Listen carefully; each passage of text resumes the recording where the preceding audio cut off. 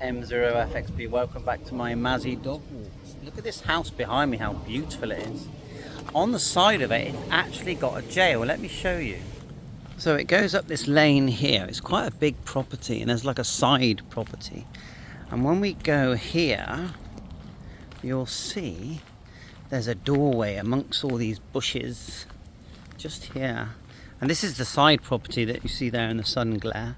But anyway, the doorway, where is it? I saw it the other day. Come on, Maz, as he likes it. Look here. Look at this. And apparently it was used many years ago as like a punishment place. I don't really know. Think time, off back to the field. Let's talk about ham radio habits, because we are creatures of habit. All of us are. But ham radio people are not just that, hobby radio people, scanner enthusiasts, ham radio, CB, you name it. Come on. We have our little habits. So what's yours, you know? Do you have a radio, a ham radio next to your bed? Even a HF radio that's connected to a nice big antenna? Or do you just take up a handy, maybe you got your hotspot running downstairs and that will cover your whole house. Do a bit of DMR, D-Star, Fusion, whatever takes your fancy. Or you might have an all-star node, just in case you don't know the difference. All-star nodes tend to have a small radio in them, transmitting analog, so normal radio, let's call it, where a hotspot passes through the digital, connects the digital to the internet, passes through either DMR, D-Star or Fusion. It does have a little radio transmitter in it, but it's transmitting a digital signal. It's not analog. Yeah, so the analog sounds a lot better.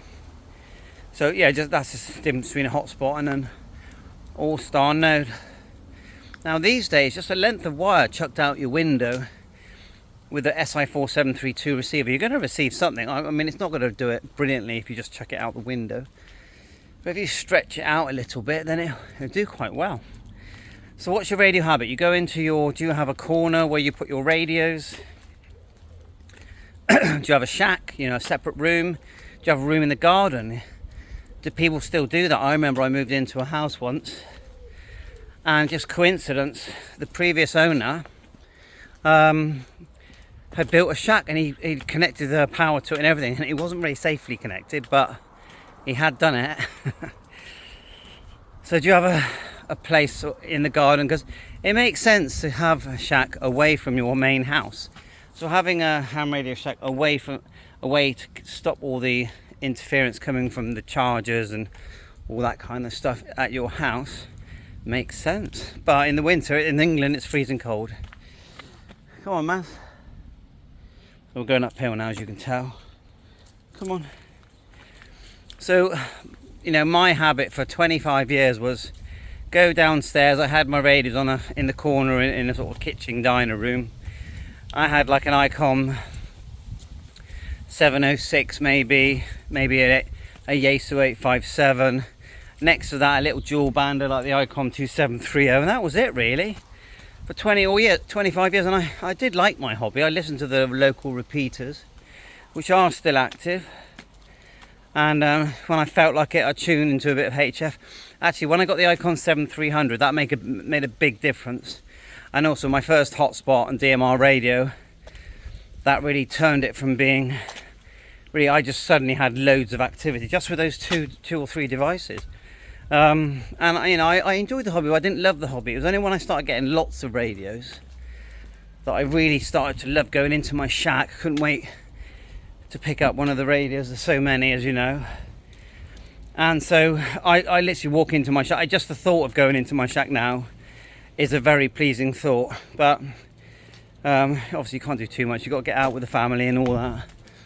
And those times are precious as well. And walk the dog, which I love walking Mazzy, because she's an amazing dog and we get to see some nice places. So anyway, tell us your habit. You get up, what do you turn on, what do you listen to, Then when you close down, you go up to bed, you just think, right, that's it, no more radio. When you're sat in your lounge, whatever, watching TV, are you banned from having a radio? Or is it okay if you have a little handheld to put your headphones on, listen via headphones? So we had a gas leak here. Have a look at this. It's all going on here. Someone complained of a gas leak and they're digging up the road here in the UK. Anyway, thank you very much. Bye for now.